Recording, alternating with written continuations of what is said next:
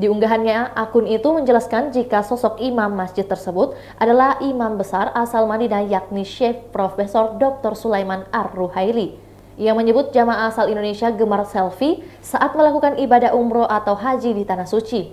Ulama di Madinah itu awalnya mengungkapkan kebiasaan manusia di zaman ini yang mayoritas gemar berfoto ketika beribadah. Sambil memeragakan gerakan selfie, Syekh Sulaiman juga menyindir banyak jemaah ketika khotib sedang berkhutbah, bersuah foto dan tidak mendengarkan khutbah sama sekali. Bahkan, sambil mempraktikkan gerakan doa, Syekh Sulaiman menyebut banyak jemaah asal Indonesia yang berbohong dengan bersuah foto sambil berdoa, padahal mereka tidak sedang berdoa sama sekali. Ia juga menyindir kebiasaan buruk jamaah asal Indonesia mengambil foto di depan Masjid Nabawi dan dipamerkan di majelis. Di akhir video, imam besar asal Madinah itu menegaskan kebiasaan ini merupakan sesuatu yang hukumnya haram dalam beribadah.